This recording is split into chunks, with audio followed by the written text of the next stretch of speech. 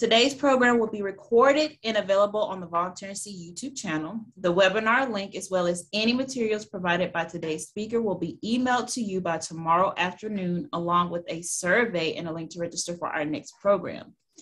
As everyone enters the webinar, please ensure that your microphone is muted. Please enter your name and the name of the organization you're with as you enter the Zoom. Make sure to place your questions in the chat box and I will read them out. But this will be a little bit different today. So today's guest speaker, Ms. Barbara Thomas, will present today's topic, elevator speeches. I'd like to introduce our special guest before we start the webinar. Ms. Barbara Thomas is the Program Director for the Triangle Association of Volunteer Administrators, or TRIAVA for the nonprofit North Carolina Triangle, and I just messed that up, so sorry. The North Carolina Nonprofit Volunteer and Leadership. And I know she'll correct me. But in this volunteer role, she plans monthly TRIAVA meetings, training programs, and networking sessions. She also serves as a regional director for the North Carolina Association of Volunteer Administrations, or NCAVA for short, Piedmont region. As a trainer and a coach in the Points of Light Service Enterprise training program offered by the Triangle Nonprofit and Volunteer Leadership Center, and as an occasional trainer in TNVLC's monthly training series. Barbara holds the designation of Senior Professional in Human Resources, or SPHR, and has over 30 years of human resources and training experience from both profit and not-for-profit organizations. Barbara, thank you so much for facilitating this important topic today, and I'm handing the floor over to you. My words are just, Okay, that's quite all right. Thank you, and good afternoon, everyone. I'm glad to be here. So where I thought I would start, and if some of you would turn on your cameras, I'd really love that. It's really much easier when a presenter has happy faces that they can look at. It'll encourage me, and it'll certainly allow me to give you a better presentation if you're able to do that. The other thing that I should fully warn you is that I really do like to have people participate and talk with me and chat with me. And I also think that will allow you to get more out of the presentation as well, if you're willing to do that. So thank you so much for those of you who I've started to see turn your cameras on. Before we get started, let me go ahead and share my screen.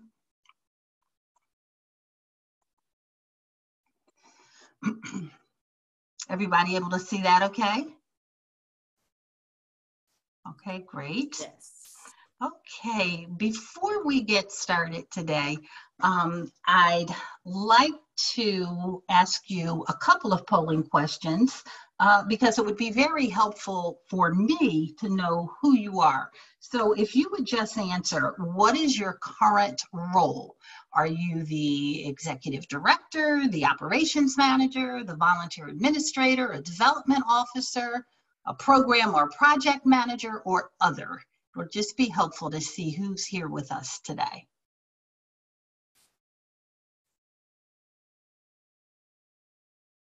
Okay, and that's almost 100% of the people who've responded, right?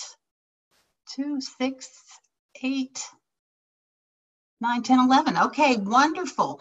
Okay, so what we can see is that we have primarily executive directors, operational managers, and project and program managers. Very few or no actually volunteer administrators on the call, or no development officers.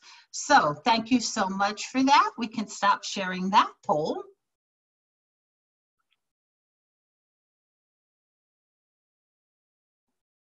Okay. And then let's move on to the next poll. And this one, I'd just like to know, why are you participating in this Lunch and Learn today? Is it because you recently had an opportunity to make an elevator speech and you want to see if there's anything you could have done differently? Is it because you have an upcoming opportunity to make an elevator speech and you want to be prepared for that? or because you just want to put the ability to make the speech into your toolkit? Is it because professional development is important to you, or is it because your supervisor encouraged you to participate?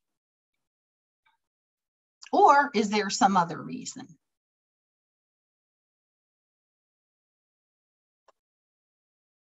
Okay, very good. It looks like most of you want to put the ability to make an elevator speech in your toolkit.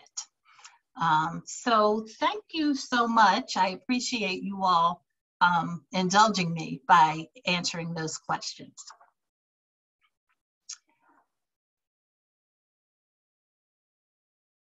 Okay, here are our learning objectives for today.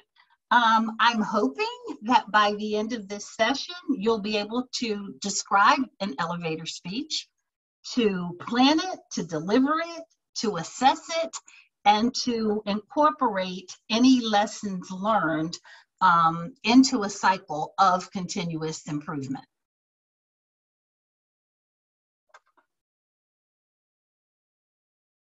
Okay. Was there anything else anybody was expecting to get out of this session, or are we good? Okay. All right, so a great place to start in our discussion is actually, what is an elevator speech? And what we see here is that it's a brief, prepared, persuasive speech that can be used to spark interest in your organization, maybe a program, maybe a project, maybe an idea, or even yourself. And it typically lasts no longer than it takes an elevator to get to its destination. So a couple of words in this definition that I'd like to highlight are brief, prepared, and to spark interest. So brief literally is, it's really meant to be short. Literally, the amount of time that it might take an elevator to get from the first floor to the 6th floor, because that may be all the time that you have. I also want to emphasize prepared, and I'm going to give you a scenario here. And I'm going to use one about a conference because I'm going to be at a conference tomorrow, and it's kind of reminding me of what I might need to do. But imagine you're in a hotel elevator and you're on your way down to the conference floor, and the elevator door opens and in walks the attorney that you've been wanting to recruit for your board. The door closes and you have about 30 seconds to grab her interest. What do you say? If you're prepared, you know exactly what you're going to say. If you're not prepared, you may be fumbling around with your words, and by the time you figure out what you want to say, she's out the door and on her way to breakfast or to her first conference session. So being prepared with that elevator speech is very important. The other thing that I want to point out is that it's used to spark interest. It's actually not meant to be a tell-all. It's designed to grab somebody's attention and to get you to the next step. So hopefully, once you grab their attention and once they're interested in what you have to say, they will give you another meeting or sit down to chat further. So how do you get started though? Okay, you know what it is now and you want to be able to make one, but where do you start, or how do you get started? One of the first things that I do when I'm faced with a new task or a new challenge is that I think about what experience or tools do I have in my toolkit that will help me to achieve the task at hand. And one tool that I like a lot, especially if I'm doing something where continuous improvement might be needed, is the plan, do, check, act cycle. And the PDCA, or Plan, Do, Check, Act cycle, is actually an iterative cycle that's used to ensure a full circle way to approach improvements. You'll sometimes also hear it referred to as the Deming cycle. You might hear it referred to as the Shewhart cycle, or you might hear it referred to as a control cycle. But basically, it's a 4-step process for doing many of the things that you might have to do. The P stands for planning. It's actually the first step in the cycle. And it starts with laying out exactly what it is you need to do or to accomplish your goal. The next step, the D, stands for the do. It's your actual execution of your plan. The C stands for check. It's the assessment of your plan. How well is your plan working or not working, as the case may be? And then the act cycle. It's taking those things that you've learned from your assessment and incorporating them back into your plan so that then you can begin the cycle all over again. So what does all of this mean then for your elevator speech? Because I believe that you can use this model to develop your speech. So you can use it to plan, deliver, assess, and improve your elevator speech. And it's iterative, and so as time goes by, the content in your speech really can and should evolve. So let's look at each step in the cycle, and we're going to start with plan. I think that one of the things, or one of the steps that you can take when you're planning your elevator speech is to ask yourself or to answer some key questions about you and about your organization. I also like to suggest that people actually write their answers on a sheet of paper that can be cut up into strips, or on Post-it notes or index cards. Because the thing about that is you can move them around, because you may not want to necessarily follow the same sequential pattern all of the time, or it may not make sense to follow the pattern that you've written your answers in. But if you can cut it up, or if you write it on index notes or Post-it notes, you can kind of move things around and let them be what you need them to be. Once you've written down your answers, then you select any of the answers that you're going to use in your speech, and then you arrange your edited order, your edited answers in the order that they're going to be delivered. Okay, so that's actual process for planning your speech. Let's look at some of the key planning questions, though, that you might want to answer. One of the most important ones, I think, is, what am I trying to achieve? In the words of Stephen Covey, you want to begin with the end in mind. If you're an executive director, you might be trying to recruit board members. If you're a development director, you might be trying to raise funds. A volunteer administrator might be trying to recruit volunteers. And if you're out of work, you might be trying to find a job. So you can, again, use this not just for work projects, but also for yourself. So begin with the end in mind. Think about, what is it that you're trying to achieve? Or more importantly, don't just think about what you're trying to achieve. Actually answer the question, what am I trying to achieve? And write it down. Another key question that you want to ask is, who's your audience and what do they want from you? keeping in mind that one size does not fit all. So what one audience might want from you is not necessarily what another audience might want from you. So it's very important that you know who your audience is. It helps you figure out what content you need to include in your speech. It also helps you create messages that people care about. A donor may want to know, how does your organization spend its money? What part of the money goes to administrative costs versus what part of the monies, or what percentage of the monies, is used for direct service? Volunteer may not care as much about that.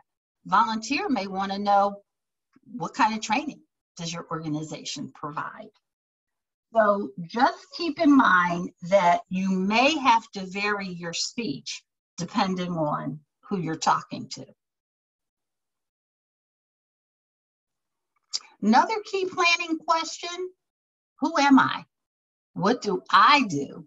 And what is my organization? If you can't explain something in a few words, try fewer. This is to be very concise. I don't need to give a whole bunch of information about who I am, but you do want to know that I'm Barbara Thomas.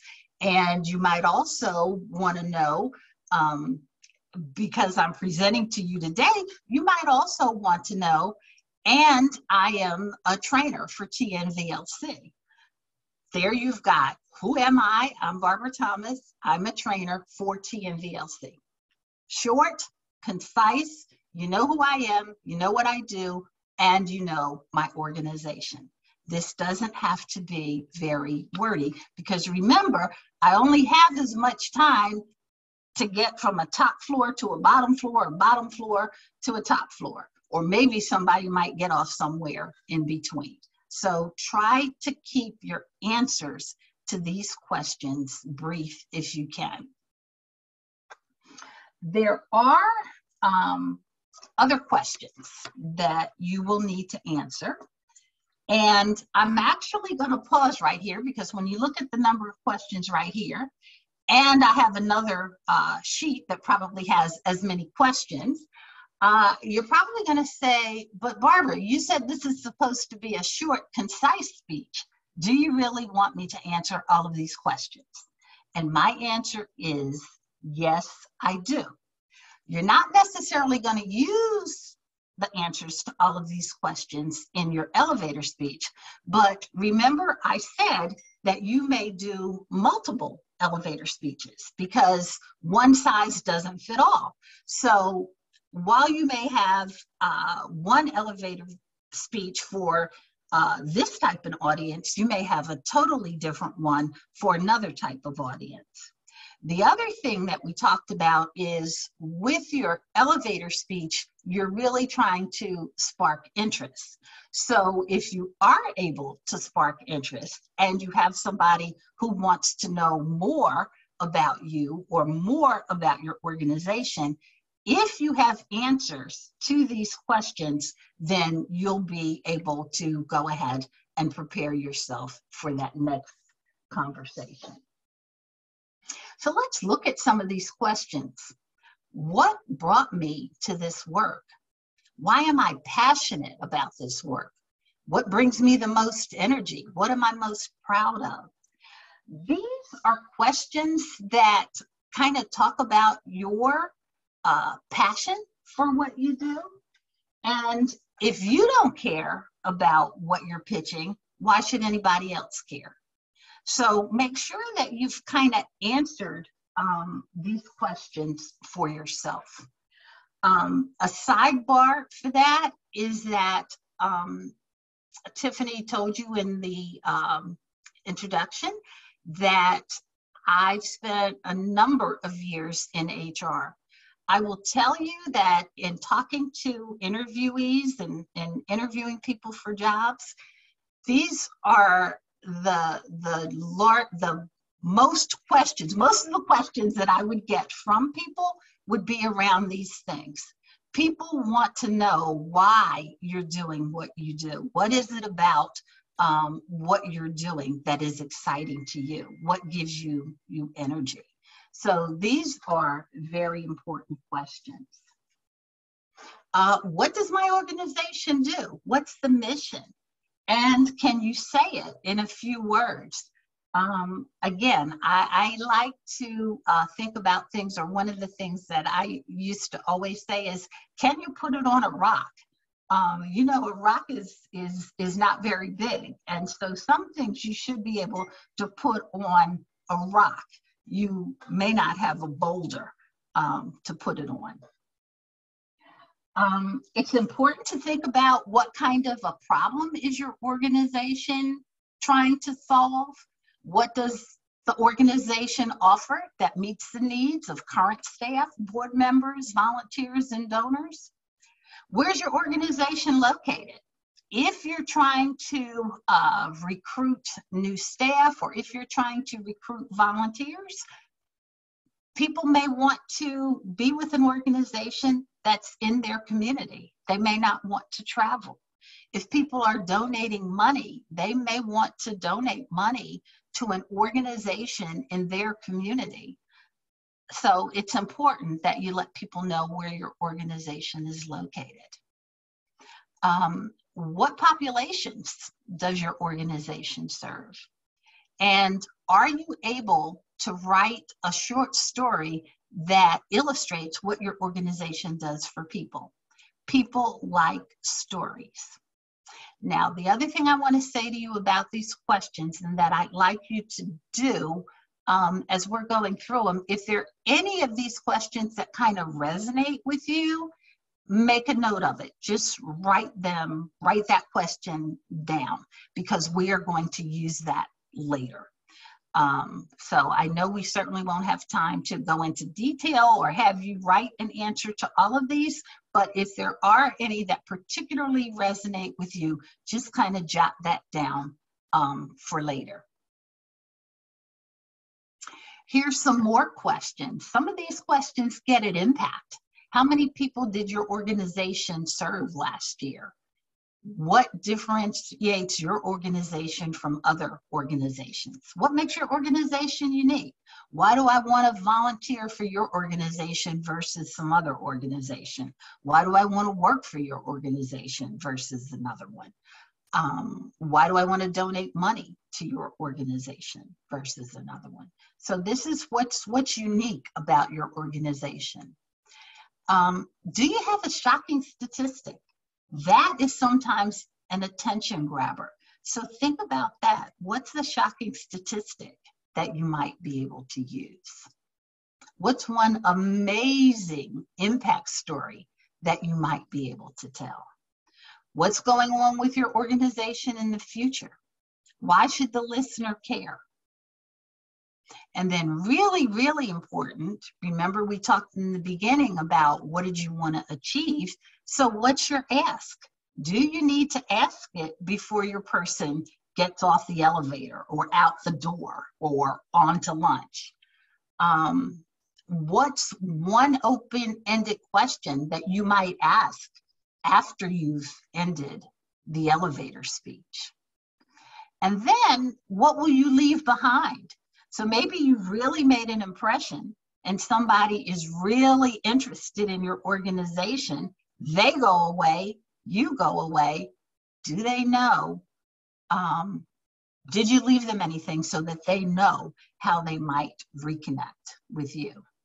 So again, all of these questions that you may want to answer.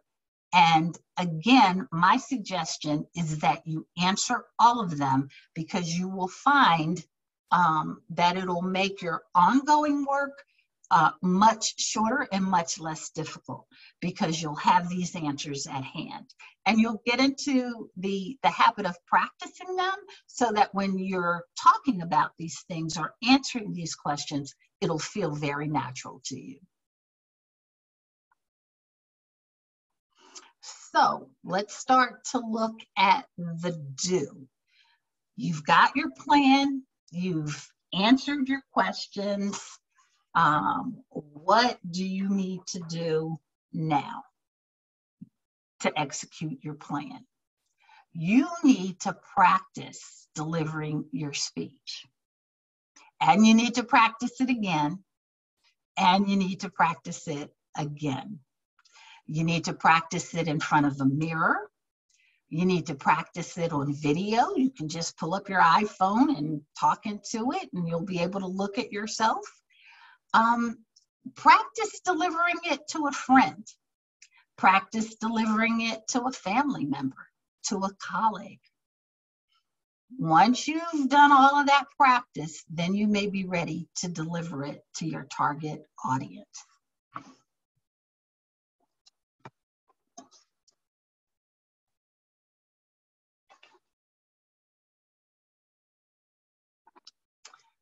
Next step, so we've done the plan and we've done the do. We're now moving on to the check. And here, what you're going to do is you're going to assess your delivery of the speech. And you're going to ask others to assess your speech. So I said you're going to practice it in front of the mirror, and you're going to practice it on your phone or on some kind of a recording. And then you're going to look at it and you're going to assess how you did. You're going to practice it with your friends, with your family, with your colleagues, and you're going to ask them, how did you do? And you're fine to have some general responses, but there's some assessment questions here too that you want to use for your self-assessment as well as for the assessment of others. And these questions are, did you deliver it in less than 60 seconds? You also have that timer on your phone, so you can set your timer, and when you're done, you can hit it to stop it so you can see how long you've taken to deliver. You can also see if that little alarm button starts to go off, you can see if you went over your 60 seconds. So did you deliver in less than 60 seconds? Was it clear? Was it free of jargon? Did it have a whole lot of language in there that people didn't understand? Or did it have acronyms in there that you forgot to define? Was there any polarizing language in there? Was it free of polarizing language? Sometimes we may say things that are offensive to people. So we want to check to make sure that we're not saying anything that was offensive. Did we make eye contact? Did we smile? You want to engage people, so you want to make sure that you're smiling. Did you use meaningful or appropriate gestures? Did you appear confident?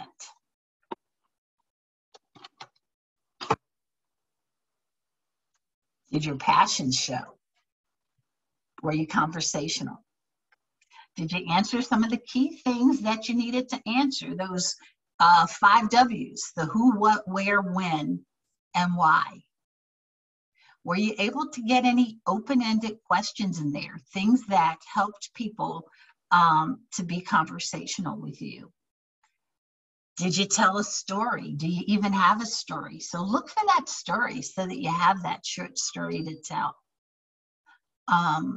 Did you offer a shocking statistic? What is a shocking statistic for your particular organization? And finally, did you ask for something? Make sure that you didn't forget to do your ask, that you didn't just do all of this talking and then say, okay, bye. You want to make sure that you did your ask.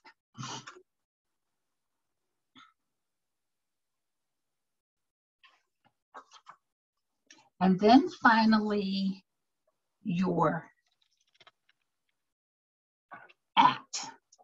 I like to also call this step in the process your adjustment, because what you're going to do here is you're going to review your self-assessment, and you're going to review the feedback that you got from colleagues and friends and families. And you're going to look particularly at the answers that were no. So that, for example, if your speech was delivered in less than 60 seconds, you may not need to worry about timing. But if it took you more than 60 seconds, then you may need to be concerned about timing. So if you wrote no, just kind of highlight those answers where you received no. If you didn't feel comfortable or confident, maybe highlight that, because then you know there's something that you need to do. So the objective here is to think about places where you had to say no, and then you can begin to do something to fix that, to incorporate some of that feedback. The other thing that I would suggest here is that when you review your self-assessment or the feedback that you've received from others, that you kind of compare them. Sometimes we're very hard on ourselves, and so we may find that while we thought something was a problem, our audience didn't think it was a problem at all. If you missed a whole line in the speech that you were planning to prepare, your audience doesn't necessarily know that. And so it may have been fine with them. So it's sometimes very interesting to compare how you assessed yourself and how someone else may have assessed you. Sometimes we think that we're much better than we are. And that's kind of telling too, where we've said we did all of this stuff, but our audience is telling us, or whoever we've had listen to us is telling us, no, you didn't quite do that. No, you didn't look enthusiastic, or no, I didn't feel that eye contact, or no, you didn't explain that well. So kind of compare that as well. And then you identify which improvements you'll incorporate into your next delivery of your speech. And the word that I want to emphasize here is identify which improvements you'll incorporate, because you really do have a choice. You will not want to incorporate every piece of feedback that people give you. If, however, you're getting the same kind of feedback from multiple people, that might be something that you want to incorporate.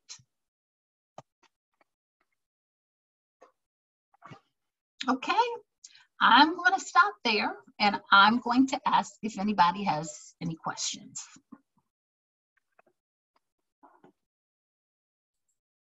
And please feel free to come off mic and speak, or you can enter your question into the chat.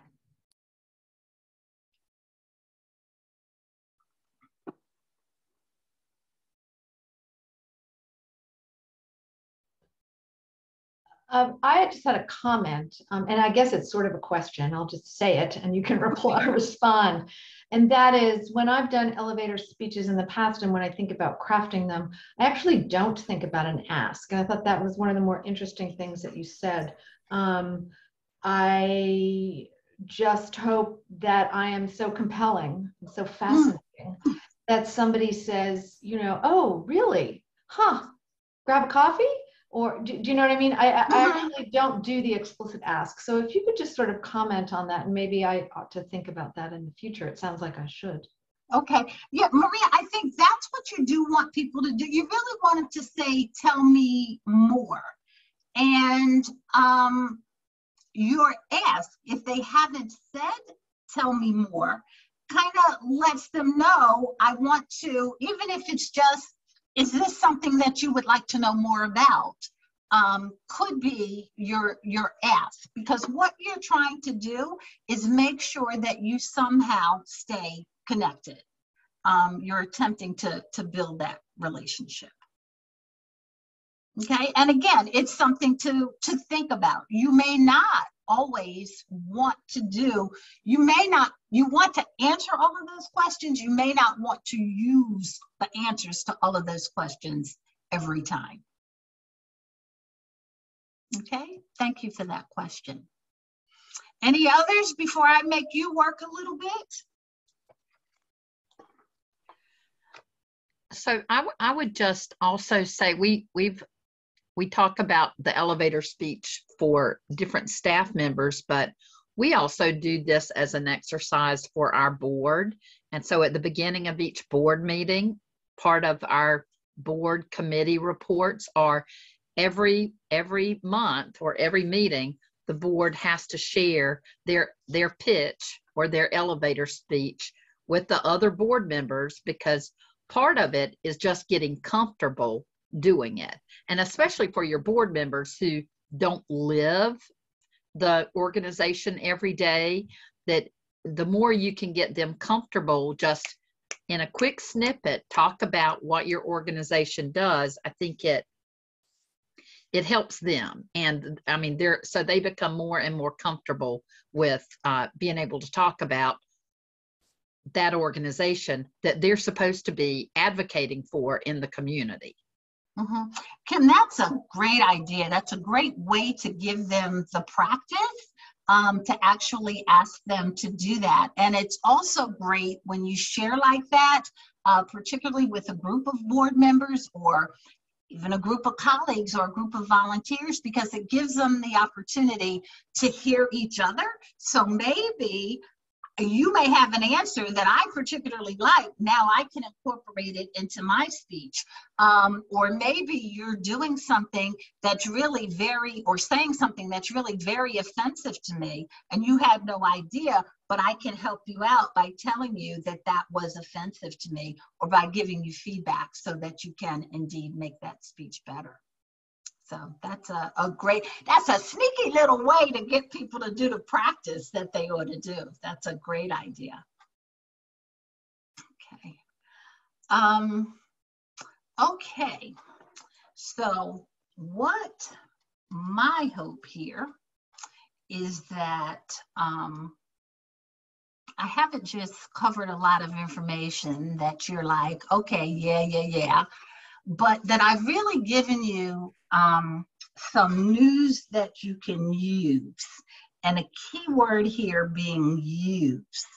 And so what I am going to do at this time is to break you into small groups. And I'm going to ask that in your small groups, you discuss that PDCA cycle, that plan, do, check, act cycle. And talk about the extent to which you think it might be a helpful format to follow in creating your speech. And then I'd like you to identify one planning question that may have resonated with you, and to answer it out loud for your group and ask for feedback on your answer. And what I'd like to do is have you give your feedback first. Okay, here's my answer and here's how I think I did with it. And then have the group give you some feedback on your answer. And we're going to break you into small groups. And actually, Mike, what do you think we'll do? Maybe 2 groups? Three. 3, okay. Break you into 3 small groups. And again, talk about that PDCA cycle and how you think it might be able to help you, or what you think about using it to create an elevator speech. What was one planning question that resonated with you? And then answer it out loud as though you were actually giving that answer to someone, and ask for feedback on your answer. And we'll take about 15 minutes to do that, maybe 10, 15. Let's take 15 minutes to do that so that everybody in the group has a chance to go. And then we'll come back together. For those of you who are giving the feedback to someone in the group about their answer, make sure that you address things like their conciseness, things like jargon. Was their answer jargon free? And passion, some of the things that we talked about when we talked about assessment. And also, if you could help them with some of the editing, if there is a way that they could have said what they said in a shorter way, give them that feedback too, to help them with that. Okay, any questions about that before we move into our breakout rooms?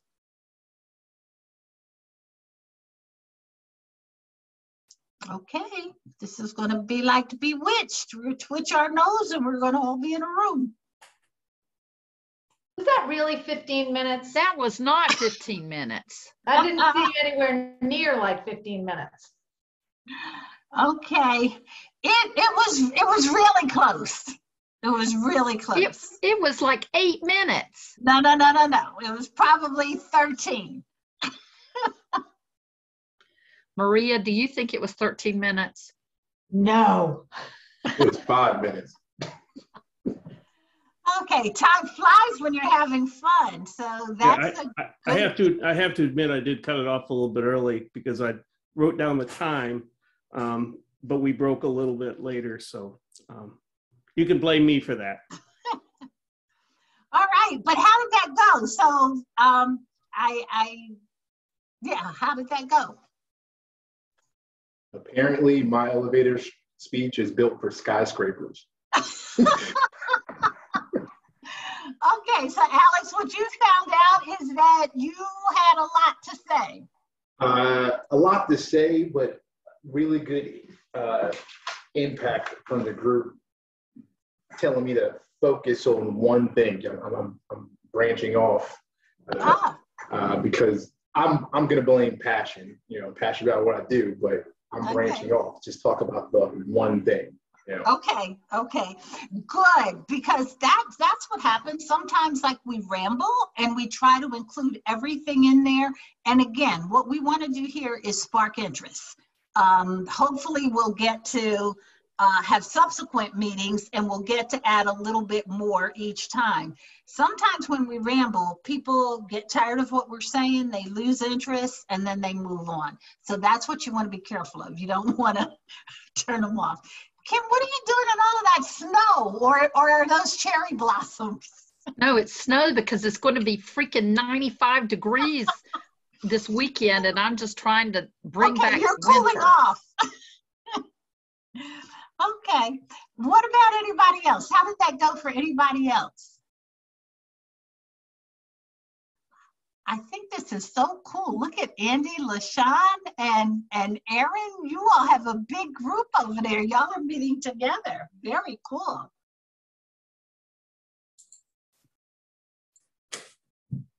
Yes, good. I was telling the group, so LaShawn and Aaron are new with us, and this is within the first week of their training. And so having this particular topic on the Lunch and Learn series was very timely for us.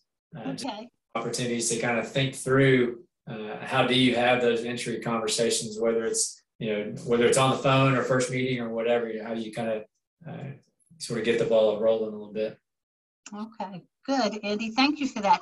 That's one of the other, I think, great uses for an elevator speech too, when you have new people come on board, because new people need to talk about your organization and champion their organization. So that's a great way for them to learn and practice talking about your organization.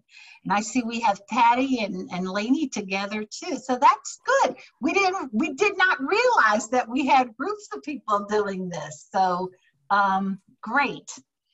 All right, let me share my screen one more time because we're coming to the end of our time together.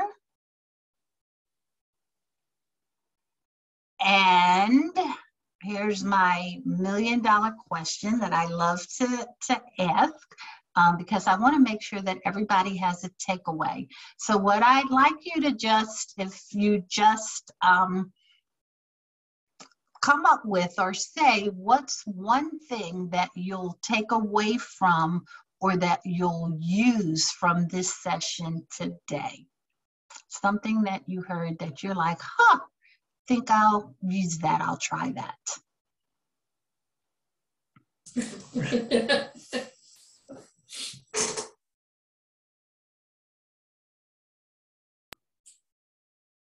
Whoever's ready can just go.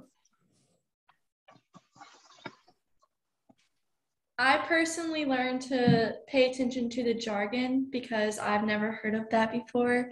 I'm a college student, so this is my first day as an intern. And Oh, so wow. this is my first time hearing about a lot of this. Okay. Okay. Good, good, good.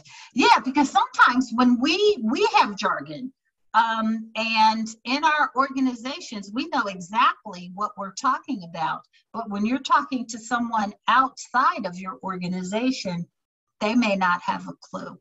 And so they will not then be able to do what it is that you want them to do or need them to do.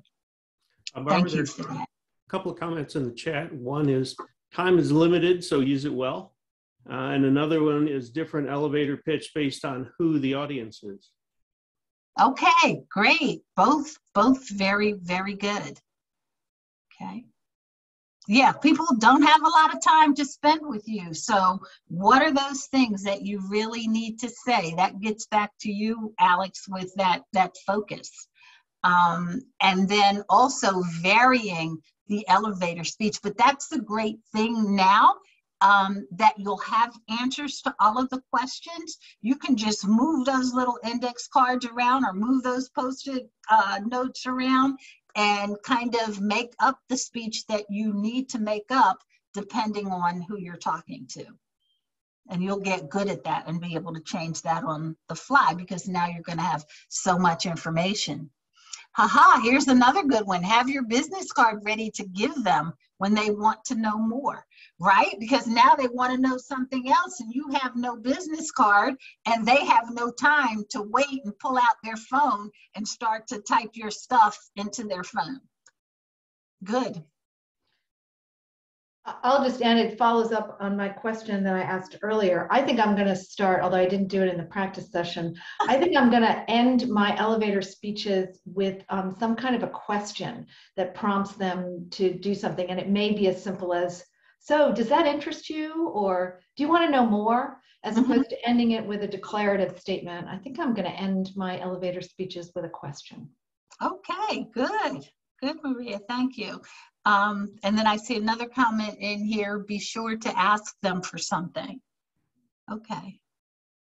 Okay, good. Yep, somebody else saying, yep, I always forget to ask for something. Okay. All right, well, thank you very much for participating with me today. I like it when we're able to talk to each other and share information with each other because we've got good ideas and we just need to make sure that we're sharing them and that we're getting ideas from others too. So thank you for this. And Daphne, I will turn it back over to you. Thank you so much, Ms. Barbara. Thank you for taking the time to share your expertise with us.